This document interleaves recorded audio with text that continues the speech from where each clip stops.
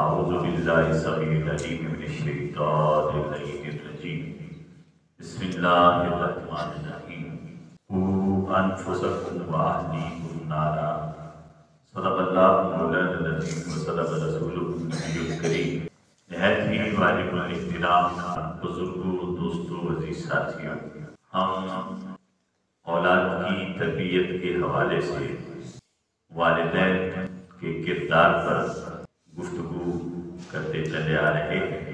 कुरान मजीद की रोशनी में भी वालिदैन की जिम्मेदारियों पर गुफ्तगू की और अहादीस की रोशनी में भी अब खुद रसूल कायनात ने अमल जो बच्चों को सिखाया और समझाया, इस एतबार से वालिदैन के किरदार को देखने की कोशिश करते हैं। सबसे पहले तो वालिदैन की जिम्मेदारी है कि वो औलाद को रसूल कायनात सल्लल्लाहु अलैहि वसल्लम की मोहब्बत सिखाए।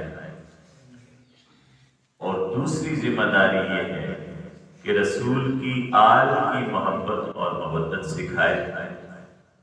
और तीसरी बुनियादी जिम्मेदारी ये है कि कुरान करीम की तिलावत और किरात, इन दोनों मोहब्बतों में डूब कर उसकी तरगीब दे और कुरान सिखाए। अब हम हदीस नबविया की रोशनी में रसूल कायनात ने मजीद औलाद को क्या सिखाया और सिखाने की तलकीन फरमाई, उसकी तरफ जाते हैं। रसूल कायनात ने इन तीन चीजों के बाद, यानी रसूल की मोहब्बत, रसूल की आल की मोहब्बत और मवद्दत और कुरान करीम की तिलावत, इसके बाद ताल्लुक बिल्लाह की मजबूती और उस पर साबित कदमी की तलकीन फरमाई। यानी अब अल्लाह के साथ ताल्लुक जोड़ना है और मजबूत और मुस्तहकम ताल्लुक जोड़ना है और उस ताल्लुक पर हर हाल में साबित कदम रहना है, ये तलकीन फरमाई। और किस तरह फरमाई? हदीस शरीफ में है, हज़रत अब्दुल्लाह इब्न अब्बास रज़ियल्लाहु ताला अन्हु फरमाते हैं कि मैं रसूल कायनात सल्लल्लाहु अलैहि वसल्लम के साथ सवारी पर था, आपके पीछे बैठा था और सफर में रसूल कायनात ने मुझे ये दर्स दिया कि या गुलाम इन्नी उअल्लिमुका कलिमात, ऐ मेरे बच्चे, मेरे बेटे, मैं तुम्हें कुछ कलिमात सिखाता हूं। ये सुन्नत है कि हुजूर जब सफर करते तो सफर के दौरान जो आपके साथ होता आप उसे तलकीन फरमाते, दीन की तरफ माइल करते। अगर वो बच्चा भी होता तो उसे बच्चे को भी दीन की तालीम देते। कोई लम्हा भी अपनी हयात तय्यबा का उन्होंने खाली जाने नहीं दिया।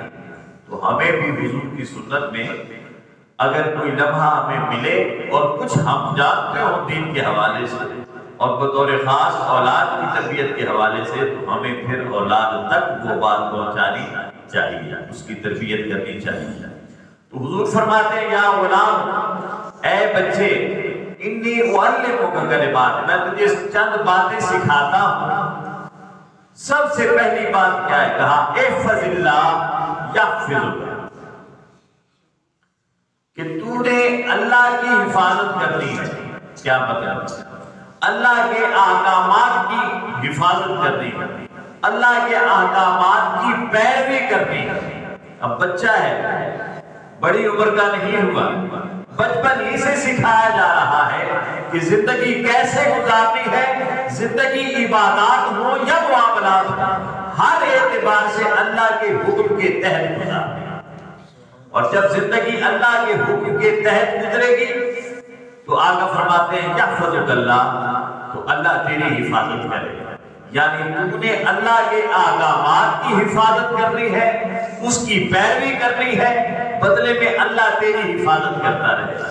तूने उसके हुक्म के मुताबिक जिंदगी गुजारनी है तो यूं समझ कि अल्लाह तेरे साथ साथ चल रहा है, तेरी हिफाजत कर रहा है। तू उसके अहकामात की पैरवी कर और वो तेरी हिफाजत करता रहेगा। फिर फरमाया इहफ़ज़िल्लाह तुजाहक। बहुत खास बात है कि तू अल्लाह के हुक्म की फरमाबरदारी करता रहे। तुजाहक, तू जहां भी जाएगा अल्लाह तेरे साथ साथ होगा, वो तुझे कभी तन्हा नहीं छोड़ेगा। जहां भी जाएगा, जिन हालात में भी होगा, वो मुश्किल से मुश्किल हालात ही क्यों ना हो, सारी दुनिया क्यों ना छोड़ जाए, अल्लाह तुझे नहीं छोड़ेगा, अल्लाह तेरे साथ साथ होगा जहां जाएगा। अब ऐसी कैफियत अगर हमारी बन जाए तो हमें किसी से कोई डर, कोई खतरा, कोई खौफ रहता है? यानी जब हम अल्लाह के साथ हैं, उसका हुक्म मान रहे हैं, तो गोया हम अल्लाह के साथ हैं। और फिर इसके बदले में अल्लाह हमारी हिफाजत फरमाता है। आका फरमाते हैं कि तू उसके हुक्म के साथ साथ चल, वो तेरे साथ साथ चल। तू उसका हुक्म मानता जा, वो तुझे अपने साथ साथ रखेगा और तेरे साथ साथ चलेगा। हम जुमला तो बोल देते हैं कि हम अल्लाह करम फरमाए, अल्लाह देख रहा है, अल्लाह देख रहा है। जब हम ये कहते हैं तो क्या हमारे अंदर की कैफियत भी बदलती है? हमारे आमाल की कैफियत भी कभी बदली है? हमारी नियतों की कैफियत भी कभी बदली है? ये तो कह देते हैं कि अल्लाह देख रहा है। कोई हमसे कुछ कहे, ऊंच नीच हो, तो कहते हैं खुदा का खौफ कर, वो देख रहा है, और हम खुद जो मर्जी करते रहे उस वक्त नहीं देखता, हमारी तवज्जो फिर उधर नहीं होती। तो आका फरमाते हैं कि तू उसके अहकामात की पैरवी कर, उसकी हुदूद की हिफाजत कर, जिस काम का, जिस बात का उसने हुक्म दिया उसे बजाना, और जिससे मना फरमाया उससे मना रहे। तू जहां, तू जहां भी रहेगा अल्लाह तेरे साथ साथ रहेगा, अल्लाह तेरे साथ साथ रहे जहां भी रहे। अब जो हर वक्त साथ साथ रहे, उससे बड़ा कोई दोस्त हो नहीं सकता। जो जलवतों में भी साथ हो, खलवतों में भी साथ हो, मुश्किलों में भी साथ हो, आसानियों में भी साथ हो। तो आका फरमाते हैं फिर वो तेरे साथ साथ होगा। और जब वो साथ है तो फिर आका ने फरमाया, ये अब्दुल्लाह इब्न अब्बास को तलकीन फरमा रहे हैं और ये दर्स दे रहे हैं और नसीहत फरमा रहे हैं। इज़ा सअलता फस्अलिल्लाह, जब तुझे कुछ मांगना पड़े, फस्अलिल्लाह, तो फिर अल्लाह से मांग, फिर अल्लाह से मांग। जब तुझे मांगना पड़े, सवाल करे तो फकत अल्लाह से करे। हमारे सवालात दुनियादारों से होते हैं, अमीरों से, माल और दौलत वालों से होते हैं, अल्लाह से हमने कभी मांगा ही नहीं। और मांगे भी तो रस्मन मांगते हैं।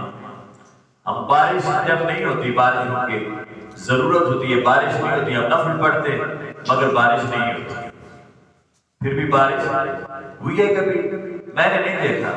बहुत बचपन में हमारे बुजुर्ग जो थे, चचा हमारे, वो जब नमाज इस्तिस्का पढ़ाते थे तो वहीं बारिश होती थी, बहुत बचपन की बात। उसके बाद मैंने नहीं देखा कि कभी किसी ने बारिश के लिए नफल पढ़े और फिर बारिश हुई भी। पूरी दुनिया पढ़ती रहती है, पूरी वादी पढ़ती रहती है, बारिश नहीं होती। क्यों? कि हमने उससे सवाल ही नहीं किया। हम तो एक रस्म निभा रहे हैं कि उसने कहा ऐसे करो तो हम कर रहे हैं। अगर हम दिल से ऐसा करते यकीनन, तो यकीनन बारिश भी बरसती। अब मैं भी दुआ मांगूंगा, आप भी मांगेंगे। अब तो खैर नहीं मांगेंगे, आलू है, मगर बारिशों की जरूरत हो तो आप दुआ मांगे और मंगवाते, हम भी मांगते हैं, मगर हम रस्मन मांगते हैं, बारिशें नहीं होती। जब दिल से मांगा जाए तो फिर वो उसका करम होता है, उसका करम होता है। हम जब हर तरफ से धुतकार दिए जाते हैं, फिर कहीं जाकर उसकी बारगाह की तरफ तवज्जो करते हैं, मगर वो तो फिर रहमत के बाद फैलाए, हमारा मुंतजिर खड़ा होता है कि आप अपने, मुझे पता था हर तरफ से धुतकार आ जाएगा तो लौटकर मेरी ही तरफ नहीं आना है, मैं तेरी झोलियां भर देता। मगर हमने तो मौसम देखते हैं कि बारिश का है कि नहीं है। रब को कभी नहीं पुकारा कि दे दे, तू बगैर मौसमों के देने वाला है। तेरे आगे गर्मियों, सर्दियों और बहार और खजा की तेरी सामने क्या हैसियत है? जब चाहे बारिशें बरसा सकता है, मगर बंदा मांगे तो सही, मांगे तो सही। तो फरमाया इज़ा सअल्ता फस्अलिल्लाह, जब तू सवाल करे तो फिर अल्लाह से सवाल कर। अब ये वालिदैन को हुजूर, जिस तरह हमने पिछले जुमा पर हदीस में पढ़ा ना कि हुजूर फरमाते हैं मैं तुम्हें इसी तरह सिखाता हूँ जिस तरह बाप अपने बेटे को सिखाते हैं। तो हुजूर बाप बनकर उम्मत के सिखा रहे हैं।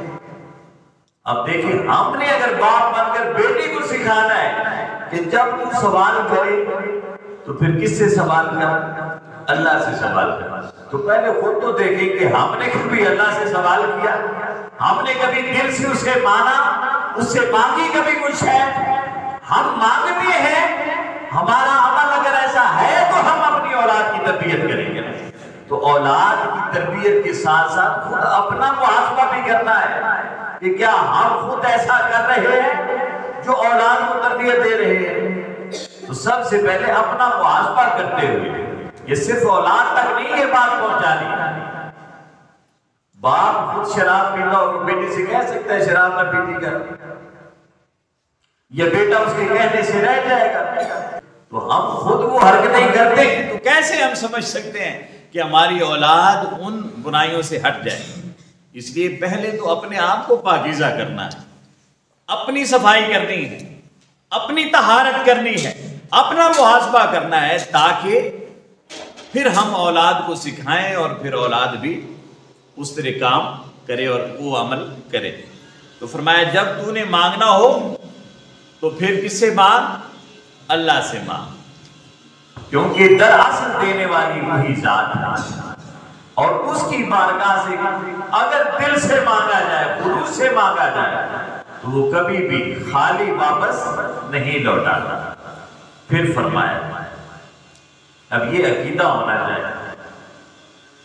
फिर फरमाया वइज़ा इस्तअनता फस्तईन बिल्लाह, जब तुझे मदद की जरूरत पड़े, मदद की, इस्तईन बिल्लाह, तो अल्लाह से मदद मांगा कर। हम रोजाना नमाज में पढ़ते हैं इय्याका नअबुदु व इय्याका नस्तईन, हम तेरी ही इबादत करते हैं और तुझ ही से मदद मांगते हैं। मगर मदद के लिए हमने बहुत सारे रिश्वत और सिफारिश की क्या क्या चीजें हैं जिन्हें हमने मदद के लिए इस्तेमाल करते हैं कि नहीं? कोई ना कोई ताल्लुक, सियासी ताल्लुक, कोई ना कोई ताल्लुक, स्टेटस हम देखते हैं कि फला आदमी है जो ये काम कर सकता है, उससे राब्ता किया जाए। अल्लाह से कभी राब्ता नहीं किया। राब्ता दुनियादार से करते हैं और फिर कहते हैं अल्लाह बनिए करे, तो भली तो उसने करनी है जिसे ताल्लुक जोड़ा है। आगे ये सारी बातें आ रही हैं, आगे हुजूर ने जो सिखाई, जो हमारी हरकतें हैं, जो हमारी हरकतें हैं कि ईसा छोड़ दी तो बदनी की थी, इसे पकड़े रखें तो पता क्या क्या फायदे हमें मिल जाएंगे। इसके बाद फरमाया जब तुझे मदद की जरूरत हो इस्तईन बिल्लाह, तो अल्लाह से मदद मांगा। अल्लाह ही असबाब पैदा कर देता है, अल्लाह खुद असबाब पैदा करता है। और मदद के लिए हुजूर ने फरमाया वो फरिश्तों को भी भेज देता है, जिन्नों को भी भेज देता है, इंसानों को भी भेज देता है। हुजूर की हदीस मांगेंगे अल्लाह से, अल्लाह ने 3 सूरतों में वो असबाब बना दिए। वो फरिश्तों के जरिए भी मदद कर देता है, वो जिन्नों के जरिए भी मदद कर देता है, और वो इंसानों के जरिए भी मदद कर देता है। अब जाहिर है उसने खुद तो उतरना नहीं है ना, भाई तुझे ये जरूरत है ले ये ले ले। अल्लाह ने खुद तो नहीं आना, उसने असबाब पैदा किए, मगर मांगना उसकी जात से, तवज्जो उधर रहे। देने वाला वही है, वो जिस सबब से भी देता है, देता वही है। और फिर देखिए बड़ी खूबसूरत बात, आका की हर बात निराली और खूबसूरत काबिल अमल। देखिए मैं जो बात कर रहा था, आका फरमाते अब पहला था इस्तिग़ना, ऐसा गनी और बेनियाज हो जा मखलूक से कि तेरा ताल्लुक सिर्फ रब के साथ जुड़ा रहे। बस मखलूक खुद ब खुद उसके हुक्म से तेरी मदद करती रहेगी और तेरे काम आती रहेगी। अब आगे देखें तवक्कुल, हुजूर जो सिखा रहे, फरमाया और जान ले अन्नल उम्मता लबिज्तमअत अला अन यनफऊका बिशैइन लम यनफऊका इल्ला बिशैइन कद कतबल्लाहु लका व लम यतबऊ अला अन यदुर्रुका बिशैइन लम यदुर्रुका इल्ला बिशैइन कद कतबल्लाहु लका, कि अगर ये सारी कौम, पूरी इंसानियत और सारी मखलूक इकट्ठी हो जाए और वो चाहे कि तुझे कुछ नफा दे, वो चाहे कि तुझे कुछ नफा दे, सारी मखलूक इकट्ठी हो जाए, जिन्नो इंस मलाइक सब इकट्ठे हो जाए और वो तुझे नफा देना चाहे, इस बात पर इकट्ठे हो जाए कि इस बंदे को नफा देना है, इकट्ठे हो जाए, तो आका फरमाते हैं वो तुझे नफा नहीं दे सके, वो तुझे नफा, और जो मिलेगा तुझे नफा उनके सबब से वो वही होगा जो अल्लाह ने तेरे मुकद्दर में लिखा है। अल्लाह ने तेरे मुकद्दर में लिखा, सारी दुनिया इकट्ठी हो जाए, तुझे नफा देने पर तुल जाए तो तुझे फकत वही कुछ नफा मिलेगा जो अल्लाह ने तेरे मुकद्दर में लिख दिया।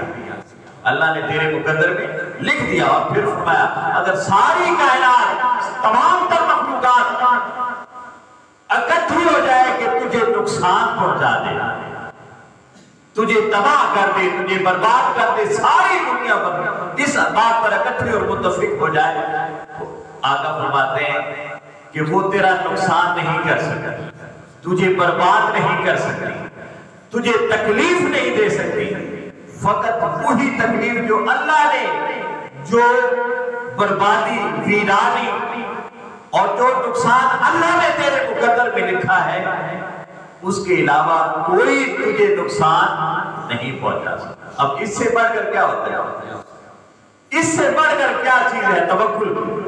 हम दुनियावी रिश्ते जोड़ते हैं, ताल्लुक जोड़ते हैं और अपने आप को नफा पहुंचाने के लिए और नुकसान से बचाने के लिए दुनिया के सहारे ढूंढते हैं। आगा फरमा रहे हैं बच्चे को तरबियत करते हुए, हम तो बड़े हैं तब भी हमारे पास ये एहसास नहीं है। आका बच्चे को तरबियत कर रहे हैं, यूं हमें अपना भी मुहासबा करना है कि बच्चे को ये बात सिखाने से पहले क्या हमारा अल्लाह पर तवक्कुल है कि नहीं, हम अल्लाह के साथ ऐसा ताल्लुक जोड़े हुए हैं कि वो हमारा परवरदिगार है, हमारा मालिक है, हमारा वली है, और जितना नफा उसने हमारे मुकद्दर में लिख रखा है, सारी दुनिया मिलकर भी उस नफे से ज्यादा नफा हमें नहीं दे सकती, और जितना नुकसान उसने हमारे मुकद्दर में लिख रखा है, सारी दुनिया मिल भी जाए तो उससे बढ़कर नुकसान हमें दे नहीं सकती।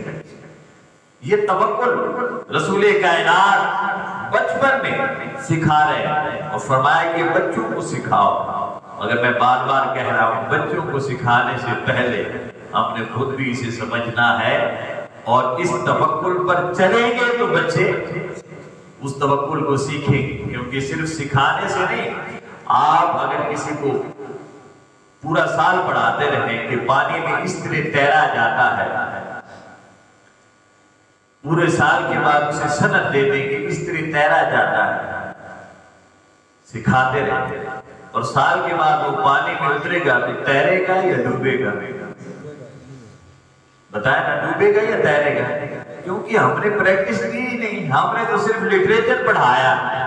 तो हम अगर बच्चे को ये सिखाएंगे ऐसे कर ऐसे कर ऐसे कर, तो प्रैक्टिकल वो देखे ही नहीं कि मेरा बाप कुछ और करता कुछ है और बताता कुछ है। तो वो प्रैक्टिकल लाइफ में जब वो गुजरा ही नहीं, उसे देखा ही नहीं, तो हम उसे लाख समझाते रहे, वो हमारे समझाने से समझ में नहीं आएगा। इसलिए दोस्तों, हमें खुद पहले अपने आप को इस सांचे में ढालना है, और फिर जुबान से जब अल्फाज निकलेंगे ना, इकबाल ने कहा था दिल से जो बात निकलती है असर रखती है, और दिल से वही बात निकलती है जिस पर पता कारबंद होता।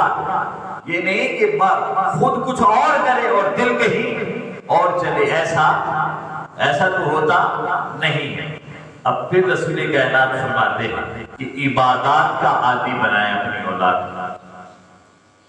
किसका? इबादत का। हमारी अपनी कई नमाजें छूट जाती है। बड़े बड़े लोग होते हैं, आज यार मसीदी में जाता है, यार जुम्मे आ जाता है, शुरू कर सकते हफ्ते मिले ना, मैं जब मसीदी में जा तो आज सीखी जुम्मे अच्छा ना हो, मैंने कपड़े पाक में क्यों मैं आता है बिजली ठीक डाड़े के देखे टुकुर खाना मैं सजदा नहीं करते, रोटी उसी का रिज़्क़ उसी का खाते हैं, मगर शर्म नहीं आती कि हम उसके बाद हमें सजदा करें। सच्चा लाहौर का वाक़या है, बुजुर्ग बीमार हो गए और डॉक्टर ने कहा हार्ट अटैक उन्हें हुआ, तो उन्होंने कहा कि आपने सजदे में ऐसे झुकना नहीं है कि प्रॉब्लम होगा। तो वो जितना सब बीमार है वो बीमार है, दवाएं वगैरह लगी नहीं, वो ठीक हो गए। जब ठीक हो गए तो उन्होंने, क्योंकि डॉक्टर की हिदायत थी कि सजदे में भी नहीं जाना, ये सच्चा बात है, तो नहीं जाना, वो बिल्कुल ठीक हो गए। तो डॉक्टर के पास कुछ दिनों के बाद बच्चे ले गए उन्हें और कहा कि ये है तो बिल्कुल ठीक, चलते फिरते ठीक है, मगर खाते पीते नहीं। तो डॉक्टर ने चेकअप किया, उसने कहा तो बिल्कुल ठीक हो, खाने पीने क्यों ना। तो बुजुर्ग कहने लगे यार आपने मुझे सजदे से मना किया है और मैं उसकी बारगाह में सजदा न करूं और उसका रिज़्क़ खाऊं, मुझे शर्म आती, मुझे शर्म आती। अब काश हमें भी ये शर्म आ जाए कि हम उसका रिज़्क़ खाएं और दबा कर खाएं और उसे सजदा न करें। कितनी हैरत है, सजदा न करें। तो अगर सिर्फ ये एक बात ही हमें समझ आ जाए कि हम किस मुंह से उसे कहते हैं मौला हमें ये भी दे, ये भी दे, ये भी दे, एक बात उसकी मानते नहीं, उसकी बारगाह में दिल से कभी सर्वसजूद हुए नहीं, खुलूस के साथ उसे पुकारा नहीं और कहते हैं कि हम अल्लाह को मानते हैं, उस पर ईमान रखते और उसका रिज़्क़ भी खाते हैं और दलाते फिरते हैं। तो काश हमें ये एहसास हो जाए। बुजुर्ग कहने लगे मुझे शर्म आती है कि मैं सजदा न करूं उसकी बारगाह में, जमीन तो न झुके मगर मैं रिज़्क़ खाता रहूं। जब इजाजत होगी ना सजदे की तब खाना शुरू करो। तो ऐसे भी होते हैं इंसान। हाल हमारा ये कि नस्लें इकट्ठी रह रही है, दादे तक परदादे भी जिंदा है मगर घर में कोई नमाज पढ़ने वाला नहीं। तो हम कैसे अपनी औलाद को कहेंगे तू नमाज पढ़। हुजूर फरमाते हैं मुरू औलादकुम बिस्सलात, अपनी औलाद को नमाज का हुक्म दो। वहुम अबनाउ सब'i सिनीन, जब वो 7 सालों के हो जाए तो उन्हें हुक्म दो, उन्हें आदत बनाओ कि वो नमाज पढ़े, इबादत करे, अल्लाह की इबादत करे। वद्रिबूहुम वहुम अबनाउ 10, और जब वो 10 साल के हो जाएं तो उन्हें तादीबन मार कर उन्हें नमाज पढ़ाओ। और तीसरी बात बहुत खास बात, और हमारे माशरे में हम इसका बिल्कुल तकरीबन किसी घर में ध्यान नहीं रखा जाता। हुजूर ने फरमाया वो फर्रिकू बैनहुम फिल मदाजिन, और जब 10 साल के हो जाएं तो बच्चों के बिस्तर अलग अलग कर। फिर माशरे में कैसे रहना है। हज़रत उमर बिन अबी सलमा फरमाते हैं कि मैं हुजूर के साथ था बचपन में, तो जिस तरह बच्चों की आदत होती है इधर उधर हाथ मारने की और सालन में रोटी में जो चीज मिले उसे उठा लेते हैं। हम बच्चों की क्या, हमारे तो बड़ों की ही आदत है। ये खाने पर देखें कि क्या असर होता है खाने का। जो टेबलों पर खाने लग जाते हैं और हम ट्रे की तरफ दौड़ते हैं और ऐसा दौड़ते हैं कि जो कुछ है अपनी प्लेट भर लें, चाहे खाया जाए चाहे न खाया जाए। तो हजरत उमर फरमाते हैं कि मैं बच्चा था, मैंने इधर उधर हाथ जब मारा ना खाने में तो हुजूर ने फरमाया या गुलाम, यूं ही हाथ नहीं मारते, बिस्मिल्लाह, सबसे पहले बिस्मिल्लाह पढ़ते हैं। सबसे पहले तो हम तो बड़ों को भी भूली हुई होती है बिस्मिल्लाह, बड़ों को भी भूली होती है। हम बच्चों को कैसे सिखाएं? समिल्लाह, बिस्मिल्लाह पढ़े सबसे पहले। वकुल बियमीने का, और अपने दाएं हाथ से खाएं। किसे सिखाएं? दाएं हाथ से खाएं। कई बच्चे होते हैं वो बाएं हाथ से खाते रहे, वालिदैन पता भी नहीं करते। और तीसरी बात वकुल मिम्मा यलीक, जब आप मिलकर बैठकर खा रहे हैं और ट्रे या तश्त कोई चीज आई है, बर्तन आया है और उसमें कुछ चीज पड़ी है, तो आप मिम्मा यलीक, जो आपके करीब है उसे खाएं। हुजूर ने बच्चों को सिखाया कि सबसे पहले बिस्मिल्लाह पढ़ना, फिर दाएं हाथ से शुरू करें और अपने सामने से जो आपके सामने है उसे खाएं। तो ये थोड़े से आदाब बच्चों को सिखाने के लिए तो हम बड़ों को भी सीखने की जरूरत है। दोस्तों, ये सारी बातें बताने का मकसद सिर्फ ये है कि काश हमारे अपने अहवाल भी और आदात भी बदल जाएं और इस्लाम के ताबे हो जाएं, अल्लाह और उसके रसूल के अहकामात और रसूल कायनात की अमली जिंदगी के मुताबिक हो जाए, रसूल की उसवा के मुताबिक हो जाए, और हमारे घर का माहौल, हमारे बच्चों का माहौल और उनकी तरबियत भी रसूल कायनात के उसवा हसना के सांचे में ढल कर आए। क्योंकि मुआशरा और ये घर और हमारी अंदर जाहिर की हालतें ऐसे बदलेंगी तो बातिन की कैफियतें भी इंशाअल्लाह अज़ीज़ बदलेंगी। हम जब अल्लाह की तरफ मायल होंगे, उसके रसूल की तरफ मायल होंगे तो अल्लाह रब्बुल इज़्ज़त करम फरमाएगा और हमारी ज़ाहिरी तहारत भी फरमाएगा और बातिनी तहारत भी फरमाएगा। तो अल्लाह रब्बुल इज़्ज़त हमें खुद अपना मुआक़बा करने की तौफ़ीक़ अता फरमाए और फिर इस्लाम के बताए हुए उसूलों के मुताबिक अपने बच्चों की तरबियत करने की भी तौफ़ीक़ अता फरमाए। व मा अलैना इल्लल बलाग।